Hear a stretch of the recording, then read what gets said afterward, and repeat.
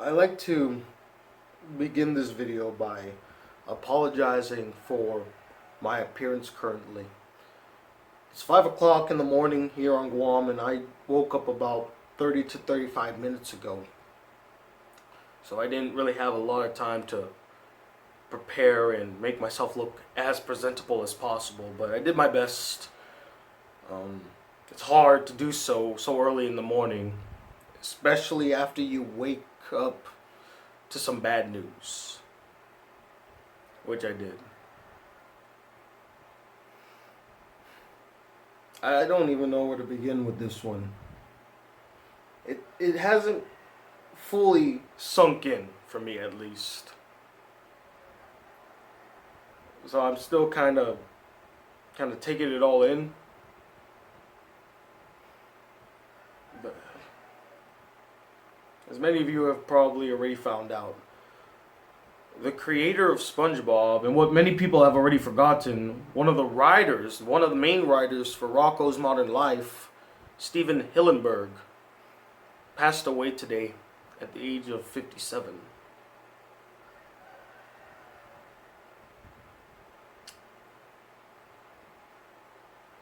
This one had more of an effect on me than the passing of Stan Lee. Not to say that I wasn't sad by his passing or that it didn't mean anything to me. It did. It's just that Stephen Hillenburg's passing means much more to me, at least me personally. Because when I found out the news, I sat back and I thought about Stephen Hillenburg and what he's given to the world, what he has given to me as an individual. And I've come to the realization, and I can't believe I never said this while he was alive, and it pains me right this very moment that I didn't say this while he was alive. Stephen Hillenburg was and still is the most influential person in my life. Why do I say that Stephen Hillenburg is the most influential person in my life? Because he has had a profound impact on my life from childhood to even today. This man created a show back in 1999 that I was not a fan of. I was a fanatic. I was part of that SpongeBob craze. When I say that I was obsessed with SpongeBob, that's not an understatement. That's the God honest truth. You ask anybody who ever knew me as a kid, you ask my mother, you ask my brother, you ask my friends, I was the biggest SpongeBob fan. I had the coloring books. My bed sheets were SpongeBob. I had the plushes. I once had a SpongeBob plush where if you press the middle of his hand, he would speak. He would say, "I'm ready," or something like that. My auntie bought that for me one Christmas when I was a kid. I bought the toys. I bought the VHSs. They're somewhere in my house. I don't remember where I put them. I bought the VHSs back in the day. I bought the DVDs. I would watch every episode religiously to the point where I memorized probably the entire first 3 seasons of SpongeBob. I could quote them word for word back in the day. In fact, that's exactly what I did. When I was in the 3rd grade and the 4th grade, I had this tendency of talking out loud in class. And when I did this, usually it was quoting a show of some sorts. Guess what show I quoted the most? SpongeBob SquarePants. It got to the point where even some of my classmates would walk up to me and ask me questions about the show and ask me to do a scene from an episode, recite a line from an episode, do an entire segment of an episode. The one that most people used to ask me is, there were these three girls who would always walk up to me and say, "Can you do the Krusty Krab pizza song?" And of course I'm like, "Yeah, of course I'll do the Krusty Krab pizza song." And I'd be like, "The Krusty Krab pizza is the pizza for you and me. The Krusty Krab pizza is the pizza absolutely. And put the crab pizza, the Krusty Krab pizza, Krusty Krab, yeah, pizza. It's the pizza, yeah, for you and me." I can't do it as well as I used to. Also, my voice is kind of coarse right now, so. But yeah, I was that person. Devotion to a TV show. Much like how people are uber fans of Star Wars, of Star Trek, of so many other properties and films and things like that. Bond, James Bond, Marvel, DC. My fandom was SpongeBob as a kid. And it stuck with me all the way till high school when, the show wasn't at its best and I just decided not to talk about it anymore. But it's not just his creation of SpongeBob that made him so influential in my life. There were other facets too. Had it not been for his creation of SpongeBob, I don't think I would have such a profound love and respect for the sea and marine biology. You see, Stephen Hillenburg was a marine biologist before he got into animation. He studied marine biology. He's had such a fascination with the sea, with the ocean. That's why he created the show SpongeBob to begin with, because of his love for marine biology, for marine life, for the sea. And his love for the sea was projected onto me, and I then grew a profound love for the sea. So much so, guys, that at a young age, I wanted to pursue being a well veterinarian first, then a well biologist, then a marine biologist. When I was going into college, I originally was planning to become a marine biologist. I wasn't going to go into communications. I was going to go into marine biology. Of course, they didn't offer the course at UCF, so I couldn't take it. So I went with my default. Now, I'll be honest, I've always had a love for whales, but I didn't have a full appreciation for the greatness, the vastness of the sea until I watched SpongeBob. I remember after watching SpongeBob, I used to watch ocean documentaries and was so fascinated by it. Because a lot of the things that were mentioned in SpongeBob, albeit in a humorous, entertaining way, also shined a light on some things I never knew about marine life. I didn't know about planktons until I watched SpongeBob. I thought Squidward was an octopus. Then the word Squidward sounded weird to me. Then I learned, oh wait, there are other octopus-like creatures called squids. I didn't know that. I didn't know much about starfishes until I saw SpongeBob and was curious about starfishes. Now I couldn't find a underwater squirrel, but I'm still looking for that. Another thing is that he inspired me creatively.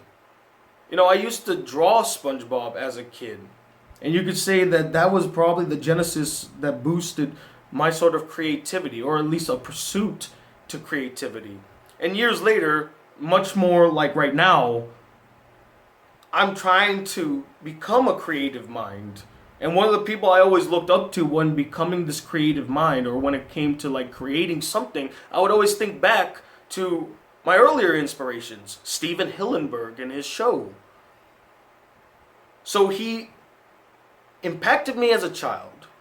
He impacts me as an adult.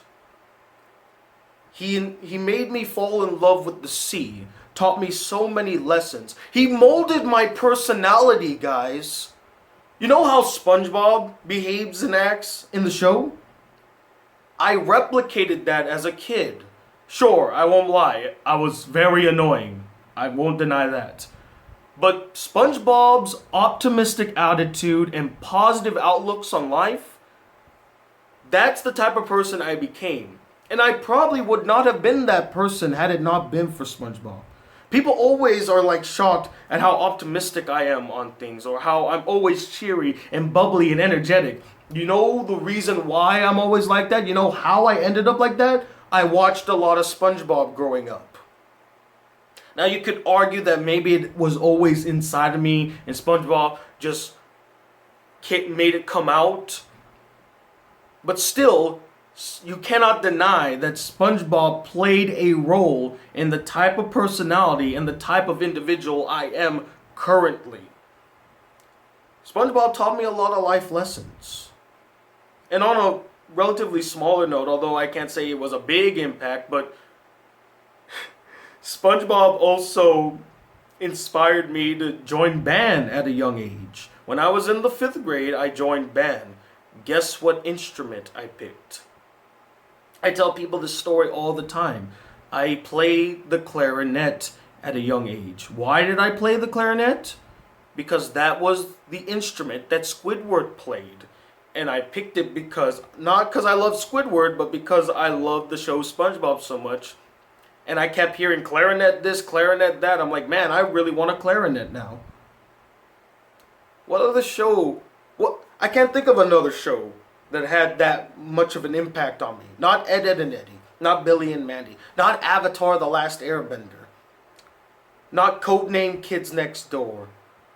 None of them. Not Hey Arnold. Not Rocko's Modern Life. Not any of them. Not Rocket Power. None of them had that type of impact on me. I mean, you could have said like Rocket Power could have inspired me to be a skater. It didn't. So yeah, you know, Stephen Hillenburg really had such a huge impact on my life. You know what the first movie I watched with my father in the theater? This is not a joke. It was the SpongeBob SquarePants movie.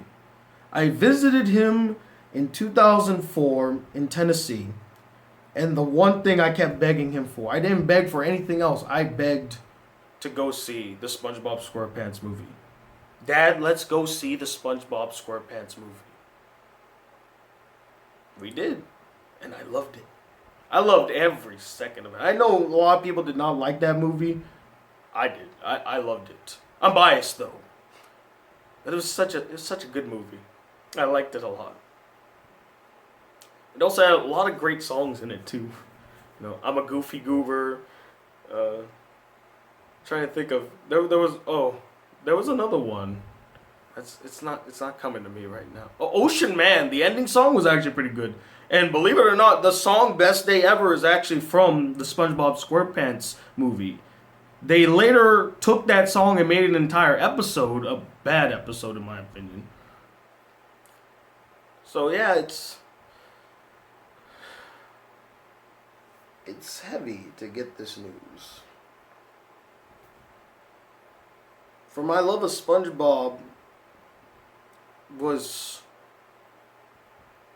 connected to my love of Stephen Hillenburg in a strange way. And I've known he'd been sick for a long time. People would always ask me to make videos about it. Like, Tony, talk about Stephen Hillenburg, you know, he's sick and all that stuff. And I didn't feel comfortable talking about him being sick. It felt like it was one of my family members being sick, and I didn't want to think about it. I didn't want to talk about it.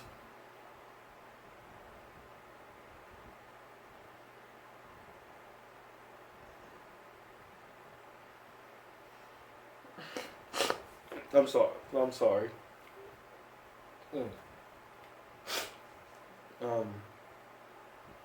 So yeah, I wanted to take this time not to just mourn the loss of Stephen Hillenburg, but to thank him for everything he gave me in my childhood,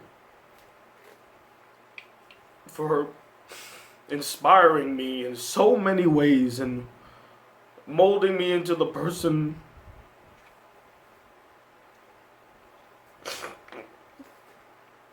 molding me into the person I am today.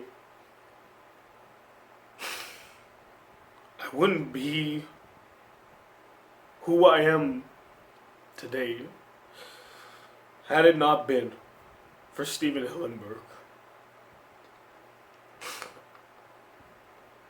And for that I thank him. Thank you, Stephen. And rest in peace, buddy. This kitchen's not the same.